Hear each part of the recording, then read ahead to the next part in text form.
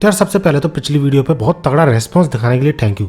Almost 10,000 likes पूरे हो ही गए हैं सिर्फ एक दिन में ही। बाकी मैंने जितनी भी सीरीज इस चैनल पे शुरू की है तुम सब लोगों ने काफी तगड़ा रेस्पॉन्स और काफी अच्छा प्यार दिखाया है उसको। और उनमें से डीमन स्लेयर और वन पंच मैन की सीरीज में से तो एक एक वीडियो ऐसी भी है जिसपे कि 1 मिलियन व्यूज भी क्रॉस कर गए। सच में यार दिल से थैंक यू। मैंने कभी नहीं सोचा था कि 1 मिलियन व्यूज किसी एक वीडियो पे भी आएंगे मेरे चैनल पे, और यहाँ पे दो वीडियो हो चुकी है। बाकी आज से हम शुरू करने वाले यानी इसी वीडियो से शुरू करने वाले हम बरूटो मांगा, बरूटो 2 blue vortex obviously. I hope तुम्हें ये वीडियो और आने वाली वीडियो भी अच्छी लगेंगी। So if you are interested keep watching.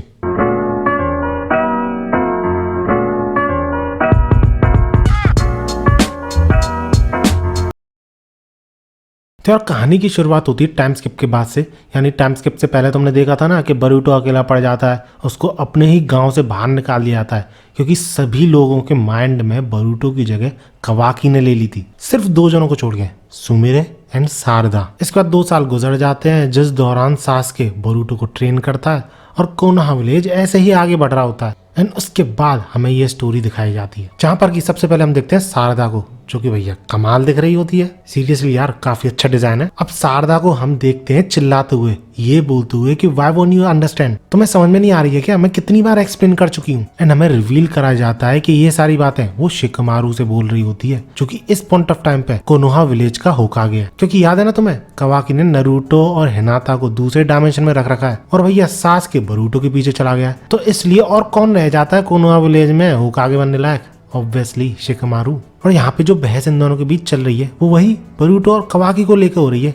Sharda समझा रही है कि बरूटो बरूटो है, कवाकी कवाकी है, लेकिन जैसा कि तुम्हें पता है सबकी मेमोरी चेंज हो चुकी है।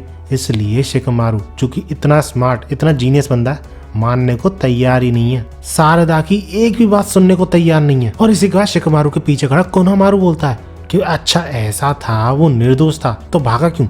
जिस पे शारदा बोलती है छूटते ही कि भैया अगर तुम किल ऑन दी साइट ऑर्डर दोगे तो कोई भी बच के भागेगा, रुकेगा कौन? इसके बाद लिटरली बंदी भीख मांग रही होती कि प्लीज उसकी बात तो सुन लो एक बार। लेकिन शिकमारू एक नहीं सुनता शारदा की, क्योंकि हम सबको पता है कि यार शिकमारू रूल्स के अकॉर्डिंग ज्यादा चलता है। वो तो हमारा नारुतो ही था जो कि फीलिंग्स के अकॉर्डिंग चल जाता था, सबके अगेंस्ट होके सासके को वापस लेकर आया था। क्योंकि अगर नारुतो की जगह शिकमारू होता तो ऐसा कभी नहीं करता, सासके के इतना सब कुछ करने के बावजूद। और जब शिकमारू धमकी देता है शारदा को कि अगर तुम ऐसे ही इसी बात पे डिस्कस करती रही, बार बार मेरे पीछे लगी रही, तो तुम कभी भी होकागे नहीं बन पाओगी, जो कि तुम्हारा ड्रीम है। तो इसके रिप्लाई में शारदा एग्जैक्टली सेम वही चीज बोलती है जो कि मैंने तुम्हें पहले बोली कि कैसे नारुतो सारे रूल्स एंड रेगुलेशन के अगेंस्ट में जाके उसके डैड यानी सासके को वापस लेके आए थे लीफ विलेज में। And that's why Sarada lord 7th यानी नारुतो का एग्जाम्पल फॉलो करती है, ना कि शिकमारू का। इसके बाद सीन चेंज होता है और हमें दिखाया जाता है अनकॉन्शियस नारुतो और हिनाटा को, जिनके की सामने कवाकी खड़ा होता है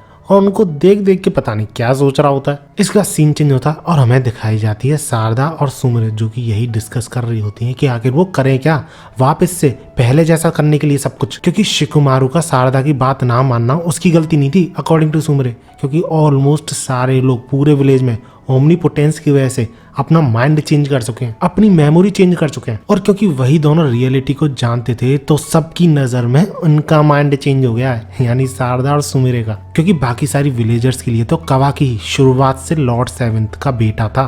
और इसी के बाद शारदा हमें ये भी रिवील करती है कि जब ये शुरुआत में ये चेंज हुआ था ना माइंड का, तब तो थोड़ा बहुत शक हो रहा था लोगों को कई रीजंस की वजह से। जैसे वैसे तो कवाकी विलेज में ही जन्मा है, लेकिन स्टिल उसकी बॉडी रीमॉडल्ड कैसे है? रीमॉडलिंग जैसा कि कारा ग्रुप करा करता था, इशिकी का वही ग्रुप। और मोमोशिकी का क्या हुआ?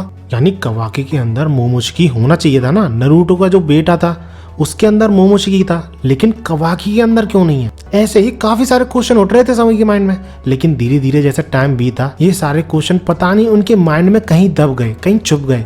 और इसी वजह से इन सभी के माइंड में जरा सी भी अनईजीनेस नहीं है कि क्यों कवाकी के अंदर ये सब चीजें नहीं है। और इसी वजह से इन दोनों को समझ में नहीं आ रहा होता है कि इस रिडिकुलस पावर को फेस कैसे करा जाए, कैसे सॉल्व करी जाए ये सारी प्रॉब्लम्स। इसका सीन चेंज होता है और हमें ईदा और उसका भाई शो करा जाता है, जो कि यही सोच रहे होते हैं कि अभी तक इन दोनों ने हार नहीं मानी। जिस पर शारदा बोलती है I can't give up, did you learn any new information? क्योंकि ईडा भी ये ओमनीपोटेंस जो पावर है इसके बारे में धीरे धीरे करके चीजें जान रही है, इसके लिए भी ये न्यू चीज थी, इसलिए शारदा पूछ रही है कि कुछ नया पता चला तुम्हें। इसके बाद ईडा वही एक्सप्लेन करती है कि ओमनीपोटेंस कैसे माइंड को चेंज कर देती है और इस तरीके से कैसे बरूटो और कवाकी की जो पोजीशन थी, जो उनकी लाइफ थी, वो कंप्लीट स्वैप कर गई। और इसी के साथ ईडा ये भी एक्सप्लेन करती है कि ओमनीपोटेंस एक तरीके का सिंजुत्सु है जो कि ओत्सुसुकी की पावर्स है, और ये सिचुएशन जो क्रिएट हुई है ना, वो पूरी तरह मेरी वजह से नहीं, कवाकी की विश की वजह से क्रिएट हुई है। इस पे शारदा भी बोल पड़ती है यार कोई तो तरीका होगा चीजों को वापस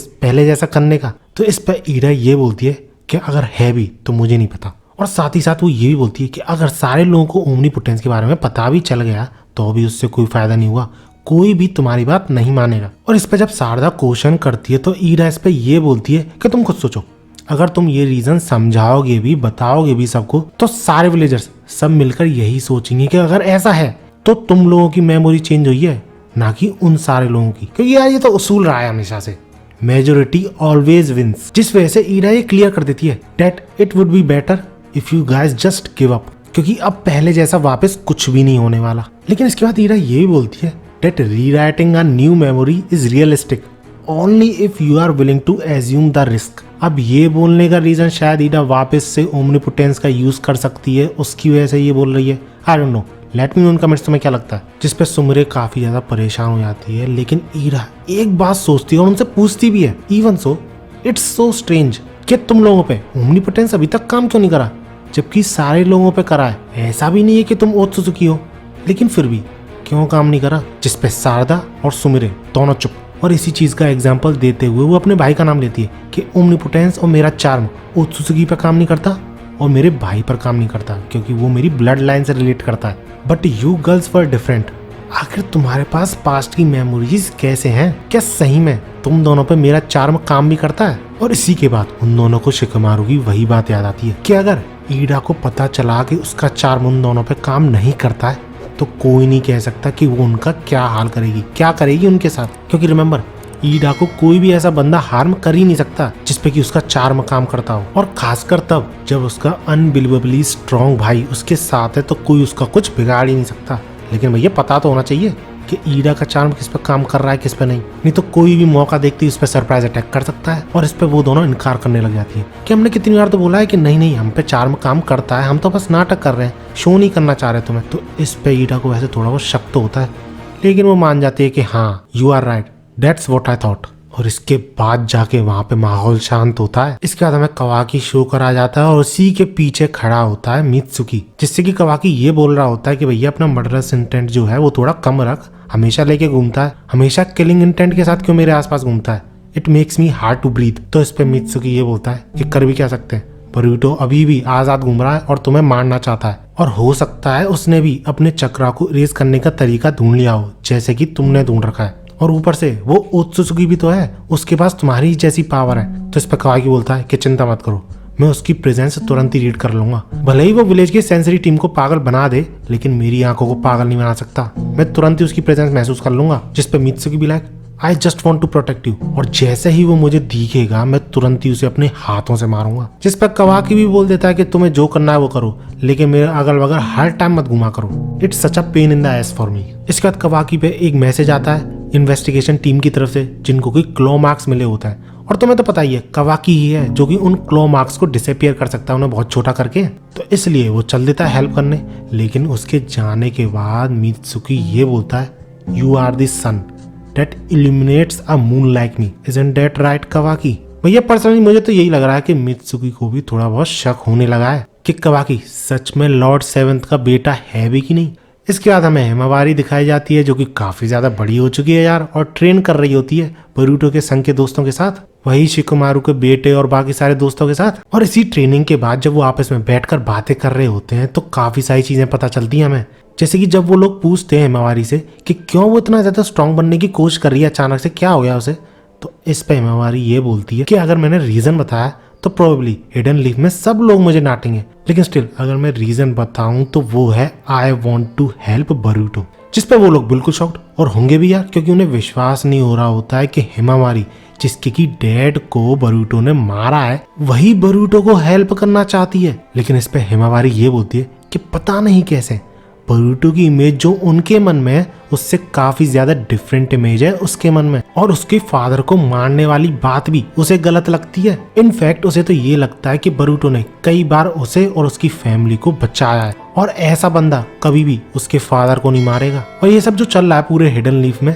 इसके पीछे कोई ना कोई रीजन तो है, और अगर मैं सही हूँ तो बरूटो कोई ना कोई बड़े ट्रबल में जरूर है, और समहाउ हिमावारी उसके फादर यानी नारुतो जिंदा है ये भी फील कर सकती थी। पता नहीं यार क्या ही पावर्स है इसकी, लेकिन सही बता रहा हूँ जब पावर्स इसकी शो करी जाएंगी ना तो काफी बड़ा शौक लगने वाला है हम सबको, एटलीस्ट मुझे तो ऐसा ही लगता है। इसके बाद हमें कवाकी शो करा जाता है जो कि सारे क्लोमार्क्स को हटा रहा होता है, डिसेबल कर रहा होता है, लेकिन उन लोगों को ये समझ में नहीं आ रहा होता यानी उन दोनों शिनोबीज को कि ये बंदा यानी कोड हिडन लीफ के इतना ज्यादा पास आने के बावजूद अटैक क्यों नहीं कर रहा है। आता है कुछ क्लोमार्क्स छोड़ता है और चला जाता है। इतने में कवाकी नोटिस करता है कि उन दोनों शिनोबीज में से एक शिनोबी की नेक पर क्लोमार्क था जिसे वो हटाते देता है, लेकिन उन सबको रियलाइज हो जाता है कि अगर इसके पीठ पे यानी इसकी नेक पर भी अगर ऐसा है तो और किसी के भी हो सकता है, कितने जाने घूम रहे होंगे ऐसे। और यही चीज कवाकी शिकमारू को भी बताता है, इसलिए बोलता है कि वो अपनी पूरी टीम को यानी इन्वेस्टिगेशन टीम को एक जगह लिया है जिससे कि वो उनको इन्वेस्टिगेट कर सके, और अगर उसे मार्क मिलता है तो उसे मिनिमाइज यानी छोटा करके डिसेबल कर सके।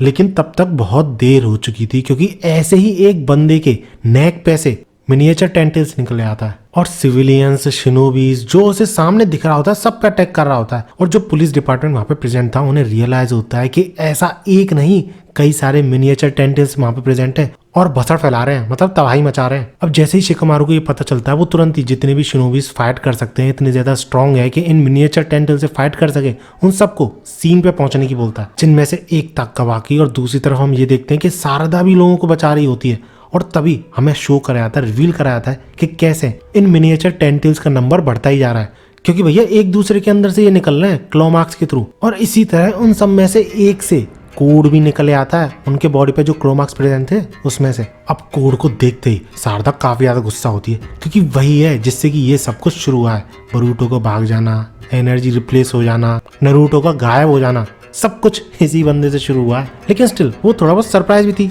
इसलिए उससे पूछती भी है what's your business with hidden leaf. तो इस पे कोड बोलता है कि वो बरूटो को ढूंढ रहा है, लेकिन शारदा ये क्लियर कर देती है कि भैया वो यहाँ पे है नहीं, क्योंकि बरूटो विलेज को 3 साल पहले ऑलरेडी छोड़ चुका है। जिस पे कोड भी बोलता है कि हाँ मुझे पता है क्योंकि मैं 2 साल से उसके पीछे लगा हुआ हूँ। और इसी के बाद शारदा ये बोलती है कि जैसे कि मैंने कहा वो यहाँ पर नहीं है तो तुम कहीं और जाके देखो, ढूंढो उसे बरूटो को। एंड आफ्टर डेट कोड ये बोलता है कि लगता है मेरे बोलने में रिफ्रेश करने में मैंने गलती कर दी। मेरे कहने का मतलब ये था that I have stopped looking for him, और इसलिए मैं हिडन लीफ में आया हूँ क्योंकि मैंने सोचा कि अगर मैं उसके फॉर्मर फ्रेंड से मिलूंगा तो उनके थ्रू शायद मैं उसे बाहर निकाल सकूं। और इस तरह कोड मिनिएचर टेंटेल्स के थ्रू शारदा को घेर लेता है और उससे ये बोलता है let out your scream so it will reach him. और इतने में बरूटो आता है, उसके चेहरे पे ही पेलता भैया अपनी लात सबसे पहले। और ये जो पैनल है ना सही में यार चुम्बेश्वरी पैनल है, ये साफ इंडिकेट करता है पैनल कि बरूटो कितना ज्यादा ओवर पावर हो चुका है कोड के अगेंस्ट में, वही कोड जिसका कि लिमिटर हट चुका है। अब बरूटो को देख के शारदा बिल्कुल शॉक्ड, क्योंकि भैया 3 साल में अपने क्रश को देख रही है, अपने सैया जी को देख रही है, तो भैया शॉक तो होगी ही। इसके बाद कोड वापस बरूटो पे अटैक करने की कोशिश करता है और इसी दौरान हमें दिखाया था कवाकी जिसको कि रियलाइज हो चुका होता है कि बरूटो एंटर कर चुका है हिडन लीफ में। जैसा कि उसने कहा था बंदा पहले ही यानी सेंसरी टीम से पहले ही फील कर जाता है कि बरूटो आ चुका है। इसके बाद सेंसरी टीम को पता चलता है, वो शिकमारू को बताते हैं और इस तरह सारे लोगों को पता चल जाता है कि बरूटो एंटर कर चुका है हिडन लीफ में। और इसी वजह से शिकमारू ऑर्डर देता है कि कोड को रोको और बरूटो पे नजर रखो। और इसके बाद ये जो पैनल है ना काफी ज्यादा बैडएस लग रहा होता है, क्योंकि यार ये फील देता है कि कैसे बरूटो इतने सारे एनिमीज से घिरा हुआ है फिर भी उसे जरा सी भी टेंशन नहीं हो रही, just like a one man army. And that's it. आज की वीडियो में इतना ही। अगर वीडियो अच्छी लगी तो लाइक जरूर करना, ऐसी ही वीडियोस के लिए मेरे चैनल को सब्सक्राइब जरूर कर लेना। पहली वीडियो है बरूटो पे, होपफुली यू लाइक इट। मिलते हैं अगली वीडियो में और भागो।